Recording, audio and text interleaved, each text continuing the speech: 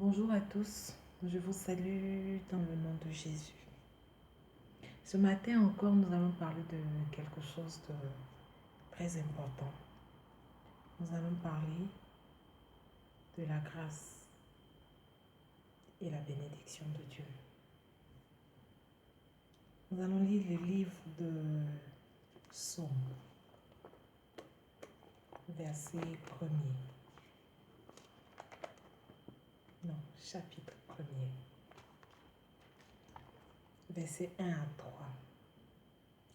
Il est écrit: Heureux l'homme qui ne marche pas selon le conseil des méchants, qui ne s'arrête pas sur la voie des pécheurs et qui ne s'assied pas en compagnie des moqueurs, mais qui trouve son plaisir dans la loi de l'Éternel et qui la médite nuit et jour. Il est comme un arbre planté près d'un courant d'eau, qui donne son fruit en sa saison et dont le feuillage ne se flétrit point. Tout ce qu'il fait lui réussit. Frère, la Bible est formelle là-dessus. Tout ce qu'il fait lui réussit. Nous, chrétiens, nous vivons dans le péché. Nous commettons l'adultère. Nous vivons dans l'impudicité. Nous sommes dans la corruption. Nous sommes dans toutes sortes de choses. Alors que la Bible dit, tout ce qu'il fait lui réussit. Mais qu'est-ce qui te réussit, toi? Qu'est-ce qui te réussit? Ces derniers temps, sur les réseaux sociaux, c'est des paroles de promesses de Dieu que les gens affichent. La bénédiction n'est pas loin. La bénédiction est à ta porte. Crois seulement, tu verras. Oui, c'est vrai. Crois seulement, tu verras la grâce de Dieu dans ta vie. C'est vrai. Mais ne dites pas que c'est sans condition. Tu ne peux pas sortir avec le mari de la voisine.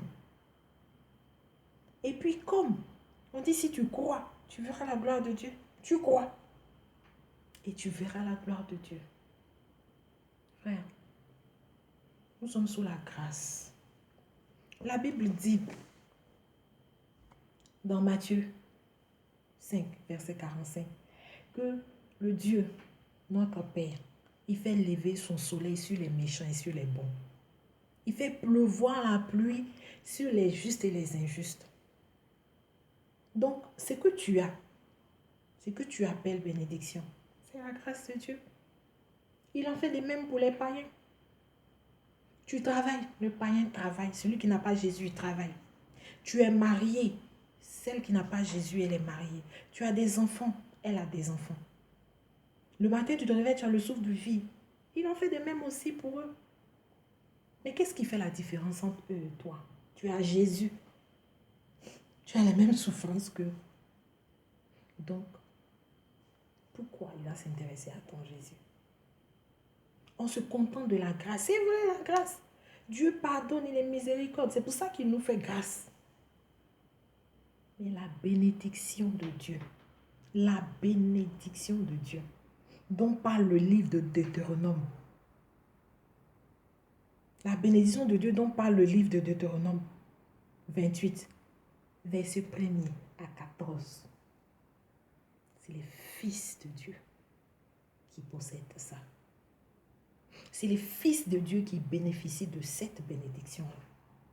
Il dit que si tu crois en lui, je paraphrase, si tu crois en lui, si tu acceptes ses préceptes, ses principes, tu respectes sa parole, tu la mets en pratique, il te donnera la domination sur toutes les nations de ce monde. Tu domines sur quoi là où tu es? Arrêtons de nous contenter des petites choses. Arrêtons de nous contenter. On prie. Seigneur, fais-moi grâce. J'ai besoin de 100 000 francs. Fais-moi grâce. Tu traînes dans les centaines de mille. Quand un chrétien vit dans une dimension qui n'a rien à voir avec la tienne, quand il a une relation avec son Dieu, qui l'emmène à posséder des choses qui étonnent, on se dit sûrement, lui là, il est Jésus-Christien. Ou bien lui là, est-ce que son père n'est pas franc-maçon? Est-ce que on est là en train de commenter la bénédiction de nos amis. Frère, la Bible dit dans 1 Corinthiens 13, verset 11, quand j'étais enfant, je parlais comme un enfant, je pensais comme un enfant, je raisonnais comme un enfant. Mais étant homme, j'ai fait disparaître ce qui était de l'enfant en moi. Qu'est-ce qui a disparu de l'enfant en nous? La Bible dit, oh, aussi longtemps que l'héritier est un enfant, il ne diffère en rien de l'esclave, quoi qu'il soit, maître de tout. Tant qu'on est encore dans les bassesses, tant qu'on est encore dans l'adultère, dans l'impudicité, dans l'incrédulité, dans la cupidité, on ne pourra pas posséder notre héritage. L'héritage, ce n'est pas pour les enfants, on est enfants chrétiens. On est tous enfants de Dieu. C'est ce qui fait qu'on se marie, on travaille, on fait tout. C'est parce qu'on est enfants de Dieu. Mais la bénédiction de Dieu, l'abondance de quoi parle la Bible, c'est pour les fils de Dieu. C'est pour les fils. Donc quand l'héritier est encore enfant, tant que tu demeures dans l'enfantillage chrétien, tant que nous demeurons dans l'enfantillage, on ne va pas posséder les bénédictions de notre Père. Nous voyons dans le monde ici, le fils de président, il a ses avantages. Mais nous sommes tous les enfants du président, puisque c'est le président de la République. Nous sommes tous enfants de la République. Mais le fils du président, il a ses avantages. Il a des endroits où il passe que toi, tu ne peux pas, où tu ne peux pas passer. Ils n'ont rien inventé. Il n'y a rien de nouveau sous les cieux. Dans la Bible aussi, c'est pareil. Les enfants, nous sommes tous enfants de Dieu parce que c'est lui qui nous a créés. Donc les enfants de Dieu font ci, les enfants de Dieu font ça. Mais les fils de Dieu sont dans une dimension avec leur Père. Frère, arrête d'être enfant. Arrête d'être enfant de Dieu et deviens fils de Dieu par la sanctification. Par vraiment la méditation de la parole de Dieu jour et nuit. Et quand tu commenceras à faire cela, quand tu commenceras à mettre ces choses en pratique, tu posséderas toutes les possessions du livre de Deutéronome. Laisse-moi t'en parler.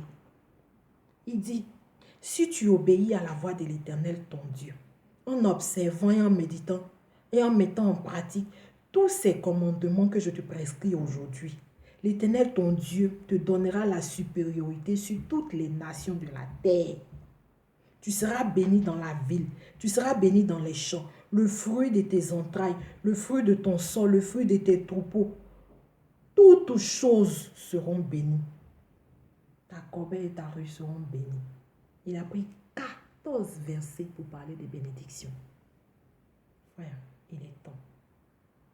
Il est temps d'être dans la dimension de fils. Et d'arrêter de se contenter des bassesses. Ce que nous avons, les païens ont aussi. Montrons-leur la différence d'avoir Jésus.